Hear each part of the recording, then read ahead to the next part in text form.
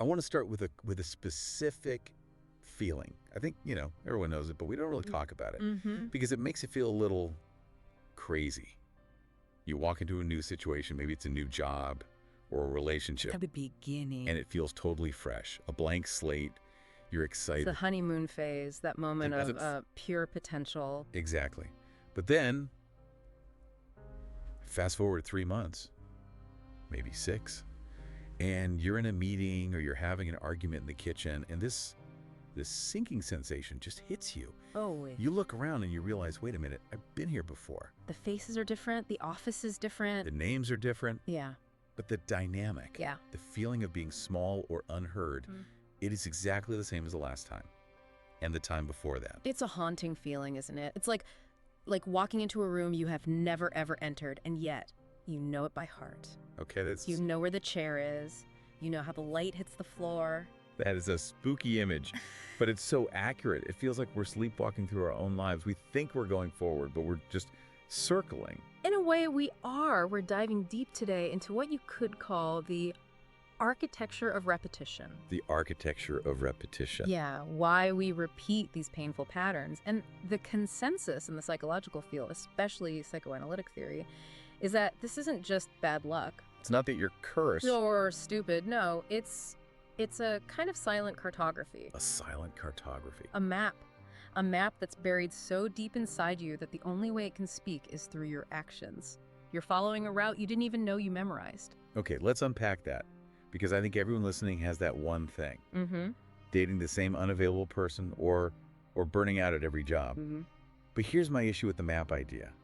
In the moment, it doesn't feel like a map. No. It feels like I'm making a choice, like free will. And that is the brilliance of the whole mechanism. These mistakes, they arrive wrapped in what we call the costume of necessity. The costume of necessity. Wow, that's a heavy phrase. It means they dress up as logical choices. You tell yourself, okay, this time will be different. This partner is an artist, not a banker, or this job is different, it's a startup. You rationalize it. You rationalize it completely, but beneath all that conscious thought, that costume, there's a much older current just moving you. So we're like actors in a play. Uh-huh. And we think we're improvising. Yes. But really, we're just reading from a script we wrote when we were, 5 years old? A script the mind has sworn to forget, but the body remembers. Think about a hand reaching for a flame. Logic says, don't do that, it burns. Right. You touch a hot stove once, you learn your lesson. You'd think so. But in this landscape, the rules are different. What if the burn has become a language? A language. What if the body is reciting that script because the pain itself is familiar? Freud had a specific term for this. Wiederholungsschwang. Okay, back me through that. It translates to the compulsion to repeat. And this is the part that is really, really hard for people to accept. This isn't a pursuit of happiness. We aren't doing this because we secretly like the pain. It's not masochism. Right. It's more like a gravitational pull toward the very scenarios that wounded us in the first place. See, that's the part I struggle with. If I'm not a masochist and I'm a reasonably smart person, why would I sabotage myself? Right. If I know a certain type of person makes me feel bad, why do I keep finding them? It just feels like there has to be a reason beyond just habit. There is a huge reason. And this is where we have to completely reframe this idea of self-sabotage. Okay. Psychoanalysis suggests that repetition isn't punishment. It's a petition. A petition. Yeah. Like I'm asking for something. Exactly. You're asking for something. It is an attempt to master the trauma. To master it. Think about it. When the original wound happened, let's say in your childhood, you were powerless. Yeah, you're a kid. You're a child. You couldn't stop the abandonment or the criticism. You just had to take it. We're small. You have no money, no car, no agency. You're just stuck. Yeah. But now you're an adult. You have power. So the unconscious mind comes up with this brilliant, if flawed, plan. Okay. It thinks, all right, if I can just set up the scene again, if I find the same kind of partner, the same kind of boss, but this time, since I'm an adult, I can change the ending. Oh, wow. It's a do-over. It's like playing a video game level where you died and you just hit restart. Precisely. Thinking, okay, I know how to beat the boss this time. You are trying to rewrite the ending. The child who was powerless becomes the adult who unconsciously orchestrates the entire scenario. You choose the abandoning partner, hoping that this time you can make them stay. This time I'll be smart enough, I'll be pretty enough, I'll be good enough. Yes. I will force the unavailable person to become available, and then finally, I will be healed. And it novers. Yeah. The boss still criticizes you. The partner still leaves. Why doesn't it work? If we're directing the play now, why can't we change the script? Because we're approaching it from the wrong direction, there's a really profound insight here. The adult body wearing power still trembles with the child's terror. Say that again? The adult body wearing power still trembles with the child's terror. We try to rewrite the ending without ever returning to the beginning. We're wearing the costume, but inside, we're reacting exactly like we did when we were 5. Wow. So we haven't actually processed the original feeling. We're just restaging the whole play. We're just restaging it. That makes so much sense. Oh.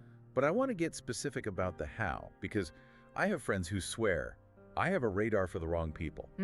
We all know that feeling. How do we manage to find the exact person who will hurt us in that one familiar way? It feels like magic. It's less about magic and more about resonance. The unconscious doesn't really deal in facts or resumes or checklists. It deals in effects and feelings. Okay. And in what we could call relational geometries. Relational geometries. That sounds like emotional math class. Kind of. Think of your body as a tuning fork. It vibrates to the signature of an old wound. So you meet someone new, and maybe they're perfectly nice, stable, available. And you feel nothing. No spark. Yeah. They're great on paper, but There's no chemistry, right? But why? Often it's because safety feels boring to a nervous system that's been wired for chaos. If love was always conditional for you, then stability feels like nothing. feels foreign. It feels foreign. But then you meet someone else, and maybe it's just the angle of their gaze or a specific way they're silent, Yeah. and your whole system just lights up. The butterflies, the adrenaline. And you interpret that anxiety as excitement. You think, this is it, this is love. But what's really happening is your unconscious is recognizing an atmosphere. It's recognizing the potential for the familiar pain. So it's saying, I know this. This is home. That's it. So you don't choose partners who abandon you. You recognize the atmosphere of abandonment before it even happens. That is devastating. It is, because even painful familiarity feels safer to the psyche than the unknown. If your core belief is love is conditional, you will feel most at home with someone who confirms that belief. It confirms that the world makes sense. Coherence is a huge driver. We prefer a painful certainty over an unpredictable hope. Okay, so we've got this map. We're seeking out these situations to try and fix them. But when we try to stop, when we finally see the pattern and say, I'm going to break it, we hit this massive wall. Resistance. Resistance. Why is it so hard to just stop? Because the resistance isn't your enemy. We treat it like a demon we have to slay. You know, I have no willpower. But what if we reframe resistance as a guardian? A guardian. That sounds benevolent. It is, in a way. Its job is to protect that fragile, wounded part of you until conditions are safe. Think about the anxiety you feel when you're about to break a pattern, like setting a boundary for the first time. Oh, it's terrifying. Heart pounding, Yeah. palms sweating. It feels like the world is going to end. And we usually take that feeling as a signal to retreat. This feels bad, so it must be wrong. But that anxiety is actually a signal of proximity. Proximity to what? To the site of the original wound. You are getting close to the feeling you have spent your entire life avoiding. The guardian is at the gate saying, are you sure? Are you ready to feel this? Because last time we felt this, it almost destroyed us. Wow. So it's not self-sabotage, it's self-protection gone into overdrive. Exactly. Yeah. And there's an incredible case study that illustrates this perfectly. It's the story of the 15 minutes late patient. Oh, this one really stuck with me. Tell us about that. So there was this patient in analysis who was always exactly 15 minutes late. Not 10, not 20. 15 every single time. And most people would just see that as disrespectful or disorganized. Right. And for a long time, that's how it might be seen. Resistance, passive aggression.